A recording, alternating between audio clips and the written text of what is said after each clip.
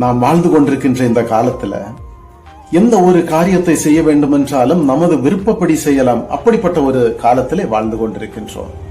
ஒரு குட்டி கதையை சொல்லுகிறேன். ஒரு கிராமத்துல ஒரு திருடன் ஒரு மூட்டை வெங்காயத்தை திருடுகிறான்.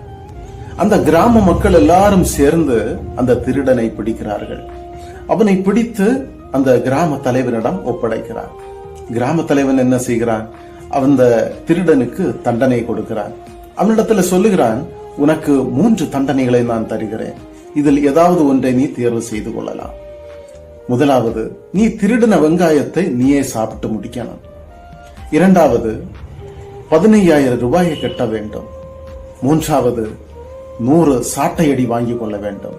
இதில் ஏதாவது ஒரு தண்டனையை நீ தேர்வு செய்து கொள்ள என்று சொல்லுகிறான். திருடன் யோசிக்கிறான், நான் எதற்கு பணம் கட்ட வேண்டும்? நான் எதற்கு சாட்டையடி கொள்ள வேண்டும்? நான் திருடின வெங்காயத்தை நானே சாப்பிட்டு முடிக்கலாமே. அப்படி என்று நான் வெங்காயத்தை சாப்பிடுகிறேன் என்று சொல்லி வெங்காயத்தை சாப்பிட ஆரம்பிக்கிறான். 1 சாப்பிட்டான், 2 சாப்பிட்டான், 3, 4, 5, 6 சாப்பிட்டான். அவனால் சாப்பிட முடியவில்லை.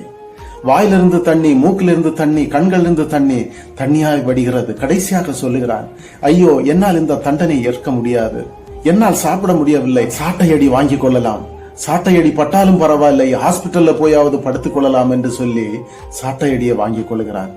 5, 10, 15, 20 அடி வரைக்கும் வாங்கினான். அவனுடைய சரீரத்திலிருந்து இரத்தம் சொட்ட ஆரம்பிக்கிறது. அவனால் சகிக்க முடியவில்லை.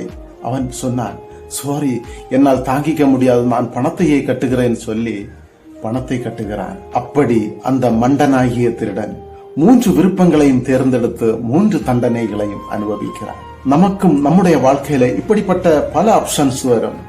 அப்படி வருகிற வேளையிலே நமக்கு என்ன தண்டனை வேண்டும் என்று நாம் தெரிந்தெடுக்க வேண்டிய புத்தியும் அறிவும் இருந்தால் மட்டுமே நாம் எல்லா காரியங்களிலும் கலந்து கொண்டு நாம் நினைச்ச காரியத்துல வெற்றி பெற முடியும் என்பதில் சந்தேகம் இல்லை. என்ன, சரிதானே?